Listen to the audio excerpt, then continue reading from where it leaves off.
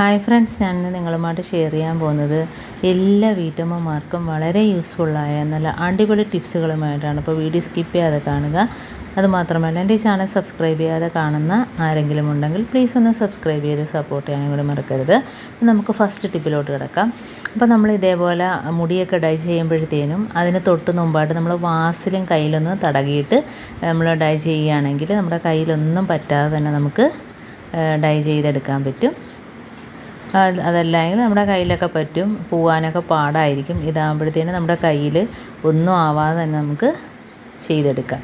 അടുത്ത ടിപ്പെന്ന് പറഞ്ഞാൽ നമ്മൾ സിബ്, ഇപ്പോൾ കുട്ടികൾ ഉപയോഗിക്കുന്ന സിബ്ബാണേലും അവർ പെട്ടെന്ന് ഇതേപോലെ വലിച്ചിടുകയും എടുക്കുകയൊക്കെ ചെയ്യും.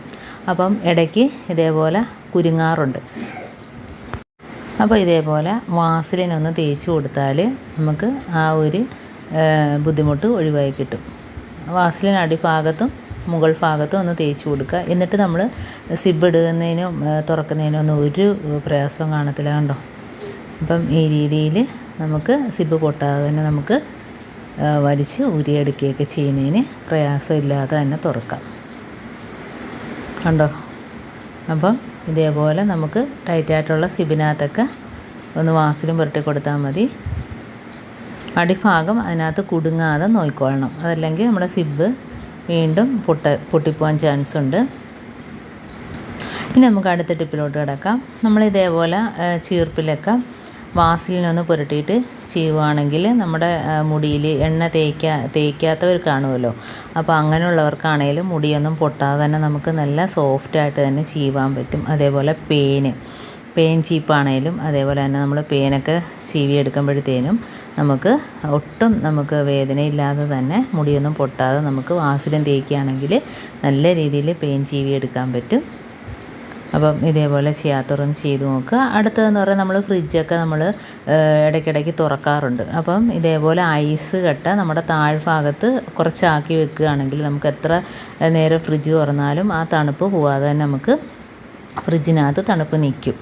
അടുത്ത ടിപ്പെന്ന് പറഞ്ഞാൽ നമ്മൾ ദോശ ഒക്കെ ചുടുമ്പോഴത്തേനും നമ്മുടെ നോൺ സ്റ്റിക്കൊക്കെ പോയ പാനുണ്ടല്ലോ, നോൺ സ്റ്റിക്ക് പാനൊക്കെ കോട്ടിങ്ങൊക്കെ പോയതാണെങ്കിൽ ഇതേപോലെ ഐസൊന്ന് അടുപ്പത്ത് വെച്ച് ദോശക്കല്ല് അടുപ്പത്ത് വെച്ചിട്ട് ഐസ് വെച്ചൊന്ന് തേച്ച് കൊടുക്കുക. എല്ലായിടത്തും ഒന്ന് റബ്ബ് ചെയ്ത് കൊടുക്കുക. അപ്പം ആ സൈഡ് ഭാഗത്തൊക്കെ എത്ര കട്ടിയായിട്ട് പിടിച്ചിരുന്നാലും ഇതേപോലെ ഐസ് വെച്ചൊന്ന് തേച്ച് കൊടുത്താൽ മതി. ആ ചൂടോട് കൂടി തന്നെ നല്ലോണം ഒന്ന് തേച്ച് കൊടുക്കുക എല്ലായിടത്തും. അപ്പോൾ നല്ലൊരു പാന് നല്ലൊരു സോഫ്റ്റും ആയിരിക്കും. അതെല്ലാം കോട്ടിങ്ങിൽ പോയതാണെങ്കിൽ തന്നെ നമുക്ക് ദോശയൊക്കെ നല്ല രീതിയിലായി കിട്ടും. പിന്നെ ഒരു സവാള വെച്ചൊന്ന് തേച്ച് കൊടുക്കുക. സവാള തൊലി കളഞ്ഞ ശേഷം അതും ഒന്ന് വെച്ച് തേച്ച് കൊടുക്കുക. അതിന് ശേഷം ഇനി കണ്ടോ, നമുക്ക് കുറച്ച് ഉപ്പിട്ട് കൊടുക്കാം. അപ്പോൾ സവാളയും ആ ഉപ്പും കൂടെ വെച്ചൊന്ന് ചെറുതായിട്ടൊന്ന് റബ്ബ് ചെയ്ത് കൊടുക്കുക. അപ്പം അതിൻ്റെ ആ കോട്ടിങ്ങിൽ പോയ പാനൊക്കെ ആണെങ്കിലും നമുക്ക് നല്ല രീതിയിൽ തന്നെ ദോശയാണെങ്കിലും എന്താണെങ്കിലും നമുക്ക് ഇളകി വരും, കണ്ടോ. ഇതേപോലെ സവാള വെച്ച് തേച്ച് കൊടുത്തതിന് ശേഷം കുറച്ച് ഉപ്പും കൂടെ ഇട്ടിട്ട് തേച്ച് കൊടുക്കാം. അപ്പോൾ ആ വെള്ളമൊക്കെ നല്ല ചൂടായി കിടക്കുകയാണ്, ഐസ് കട്ടയൊക്കെ ഉരുകിയിട്ട്. അപ്പോൾ നമ്മൾ ആദ്യം ഐസ് കട്ട വെച്ചൊന്ന് തേച്ച് കൊടുത്തു. അതിനുശേഷം നമുക്ക് സവാള വെച്ച് നമ്മൾ തേച്ച് കൊടുത്തിട്ടുണ്ട്. ഇനി നമുക്ക് കുറച്ച് ഉപ്പ്, അത് പരലുപ്പ്, ചെറിയ പരലുപ്പാണ് ഇട്ടിരിക്കുന്നത്, അതും കൂടെ ഇട്ട് കൊടുത്തിട്ട് സവാള വെച്ച് ഇതേപോലെ ഒന്ന് ആക്കി കൊടുക്കുക.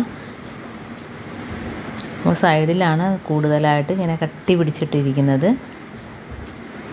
അപ്പോൾ അതിൻ്റെ കോട്ടിങ്ങൊക്കെ പോയി ഒരുപാട് വർഷങ്ങൾ പഴക്കമുള്ള പാനൊക്കെ നമുക്ക് ഇതേപോലെ റെഡിയാക്കി എടുക്കാവുന്നതാണ്.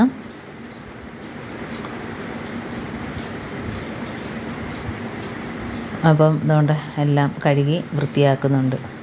അപ്പം നല്ലൊരു ഗ്ലേസിങ് ആണ് പാനിനകത്ത്, കണ്ടോ.